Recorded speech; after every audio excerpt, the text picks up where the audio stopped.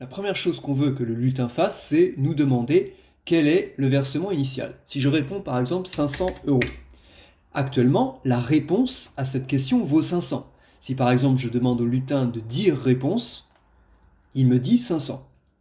Et la deuxième question que va nous poser le lutin, c'est le nombre d'années pendant lequel on va laisser cette somme sur le compte. Donc 500, puis 10 ans par exemple. Et là, la réponse, elle vaut 10. C'est la dernière réponse. Et la première réponse, elle a disparu définitivement.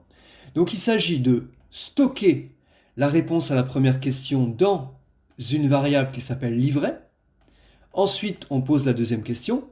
Et cette réponse à cette question va être stockée dans la variable année. Ensuite, que se passe-t-il chaque année? Chaque année, la somme augmente de 2%.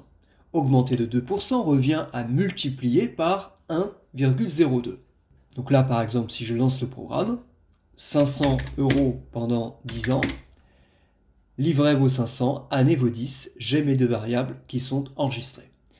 Maintenant, que souhaite-t-on faire? On souhaite que ce programme marche quelle que soit la valeur de livret, donc quelle que soit la somme qu'on va rentrer et quel que soit le nombre d'années qu'on va rentrer. La somme initiale et le nombre d'années sont donc variables.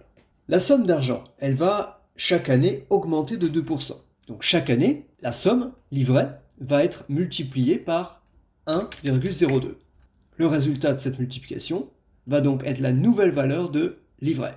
Ensuite, pendant combien d'années est-ce qu'on va répéter cette multiplication par 1,02? Eh bien ici, par exemple, on va répéter ça 10 fois. Mais si le nombre d'années répondues avait été 5, ça aurait été répété 5 fois, etc.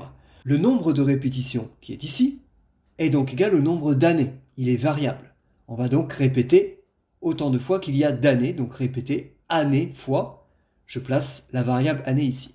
Et à la fin, on souhaite que le programme nous dise quelle est la somme d'argent sur le compte au bout de ce nombre d'années. On souhaite donc qu'il nous dise livret pendant 2 secondes.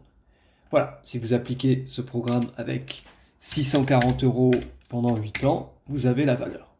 Maintenant, question 3, on vous dit que l'augmentation n'est pas de 2%, mais de 2,5%. Augmenter de 2% revient à multiplier par 1,02, donc augmenter de 2,5 revient à multiplier par 1,025.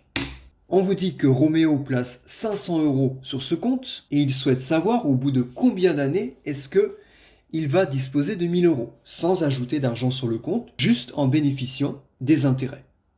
Alors il faut savoir que les intérêts, on les perçoit au début de chaque nouvelle année. Il va donc falloir attendre le nombre d'années complet, au bout desquelles la somme d'argent sur son compte va pour la première fois dépasser 1000 euros.